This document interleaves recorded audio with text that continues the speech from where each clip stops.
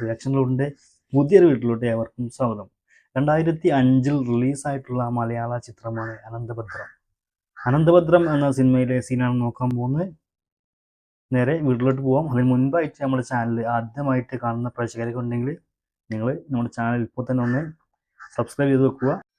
കളരിക്കൽ ചെമ്പൻ ക്യാരക്ടറിൻ്റെ പേര് എന്താ? മണിയുടെ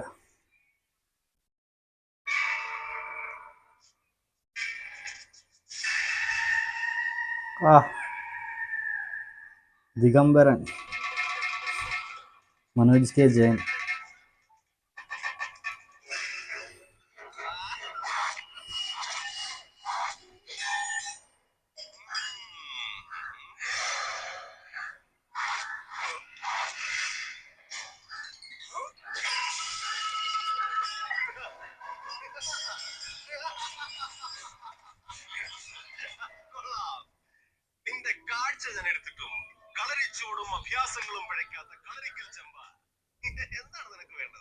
എന്താല്ലേ മനോജ് കെ ജയന് ഒരു രക്ഷയില്ലല്ലോ.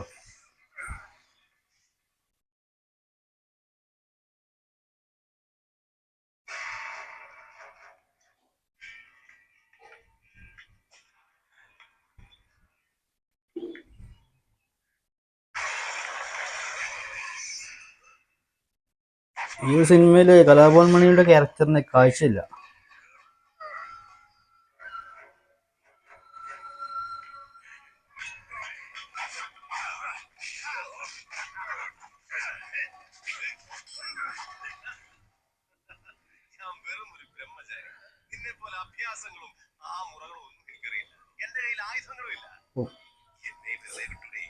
എന്താ ആ ഭാവേ ഒത്തു വരുന്ന ഓരോ ഭാവങ്ങളുണ്ടല്ലോ.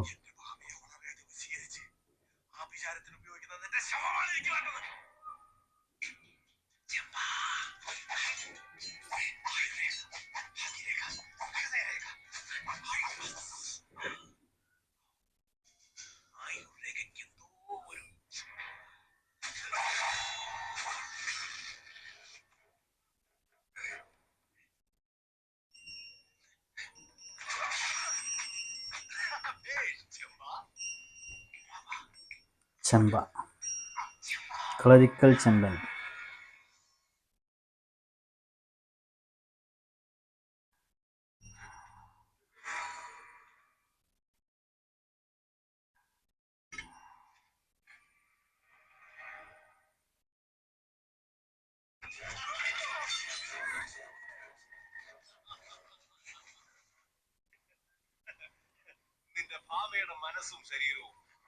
ഭാമ കലാഭവൻ മണിയുടെ പെങ്ങളായിട്ട് പെങ്ങള് ഈ പടത്തില്.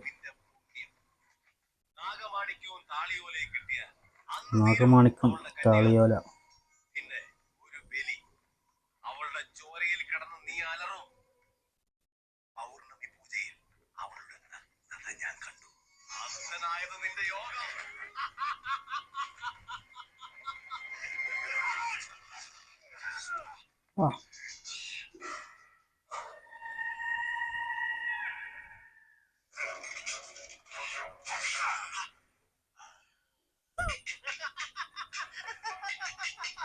ഒരു രക്ഷയില്ല മനോജ് കെ ജയന്, അടിപൊളിയാണ്.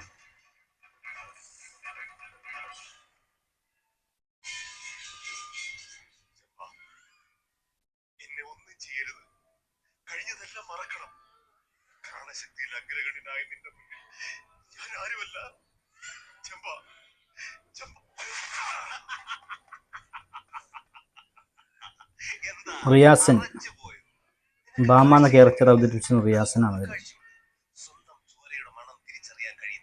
ഏത് കലാഭവന്റെ പെങ്ങളായിട്ടാണ് ഈ പടത്തിൽ റിയാസന്.